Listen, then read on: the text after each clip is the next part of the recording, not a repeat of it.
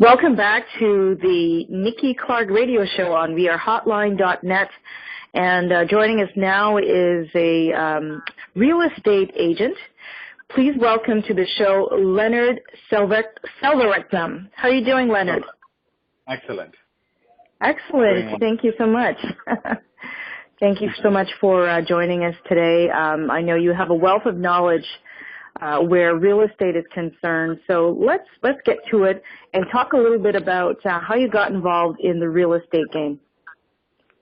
Like I said, for two reasons. One of them is when I got my house first time, I really didn't know anything about closing costs or what the interest in rate or anything like that.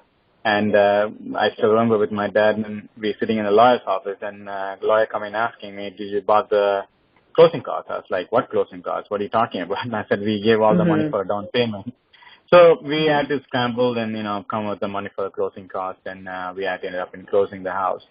That also gave me a broad range of what the real estate is about and what are the things involved. I mean, I wasn't properly educated of what are the things to be expected.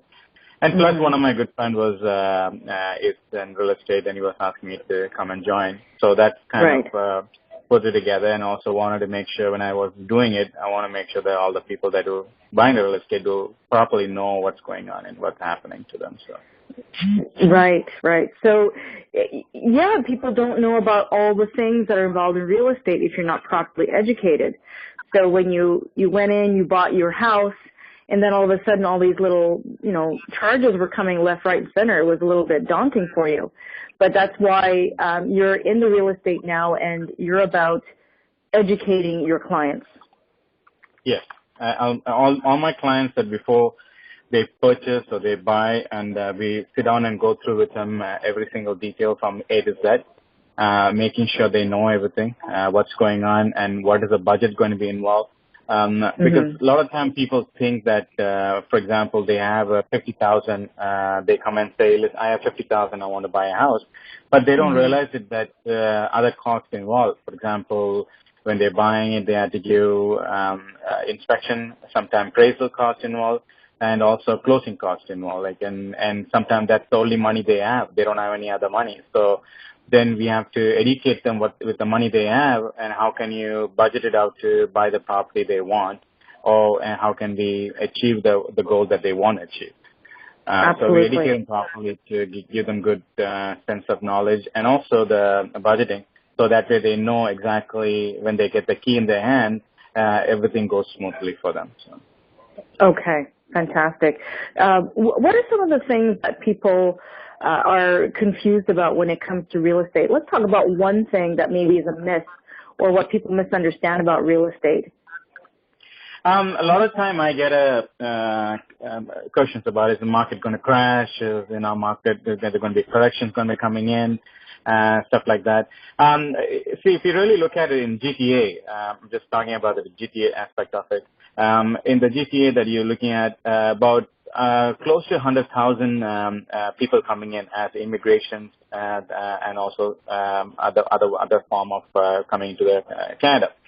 So when the 100,000 people coming in and almost 100,000 people, you're looking at about 30 to 35,000 families forming from it. So every year when that's happening, there is a demand to meet it. So that's why you have enough inventory to cover all these demands. So as long as you have this immigration process and all the people coming in, and you won't have anything happening right now to break the bubble, so and so. So, and the people think that things are expensive, people are like paying extra. But if you really look at it, those people who buying like now, let's say 800,000 or $1 million houses, those people started someplace sometime. Like, they did start with the 300,000, 400,000 or even 500,000. They bought a condo, they bought a house, they've made enough equity. So when they buy that $1 million houses also, it's not too much of a mortgage payment there, because most of the time they're putting about more than 20% down payment. Because they already made enough equity in the previous houses.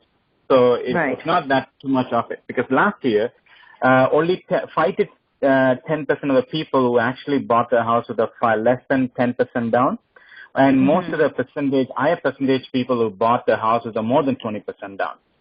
Right. So, yeah, that's what the stats is for the last year. So it doesn't look like anytime it's going to change anything on the market crash or anything like that. That I believe for another while. I do believe the Toronto is going to be maybe more high rises, maybe a smaller on the high rises and a little bit more pricier, right? So. Right. That's amazing. Well, what about Sorry, go ahead. No, go ahead. Sorry about that. No, I mean, even if you look at the pricing wise, in Richmond Hill in 2005, people bought it for 430,000 houses. Right now, they're selling for 1.2 million. In 10 years, it's almost like it doubled in the market price. So if you look at the market trend, it is going to go up, and it's not really going to any changes going to happen. I don't think anytime soon right now in the market crash wise. Okay, that's very good to know. What else should people know about buying a home for the first time? First-time home buyers, they should, first consult a good mortgage agent or bank. They should qualify the mortgage, how much they can go for, what are the budget involved.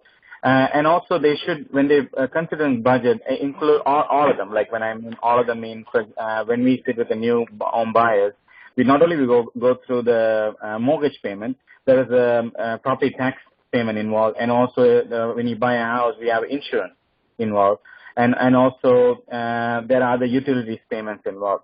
So we go through the entire budget process with the new home buyers to make sure they understand what are the process involved, and also what are the budgeting involved, how much they're going forward, how much they need to keep it. I tell people to at least keep about 3 to 6 months for rainy days. Because you never know, anything can happen. You can fall sick, you can lose a job, anything can happen. So when you have that kind of buffer zone, and you'll be stress free. It'll be easy for you to go to the next step, even anything happen on your life changes. Wonderful. Now, you've been doing this for how many years? 10 years now. 10 years. And I'm sure that many people have been, flourishing under your guidance. How have you been transformed as you've been serving other people? It's a learning, it's education. I like education. Every client I meet, everyone I take in my car, I learn something from them. It's like a life lesson. Like my grandfather, I learned a lot of history. So when I did history in my school, it was so easier for me because it was almost like reading a story. Just like that, when you talk to different clients and when you meet the different people, you learn the culture, food, experience, and knowledge. Yeah, you also get more knowledge out of it too. And it's experience also is a friendship built. So it's a long-term friendship that we're having with it. So I would say there's a lot of learning and education from all the different clients I meet. Fantastic. Well, I want to thank you for taking some time to share with us today. I know the listeners have learned quite a bit from you in the conversation that we've had. Now, if you're just tuning in to listen to the conversation now and you missed most of it, do not worry. We're going to be playing the interview throughout the month on wearehotline.net on the Nikki Clarke Radio Show slot, and that's 11 a.m. to noon, Monday to Friday. So, Leonard, I want to thank you again for chatting with us, and I wish you all the best. Thank you so much for having me. Oh, you're welcome.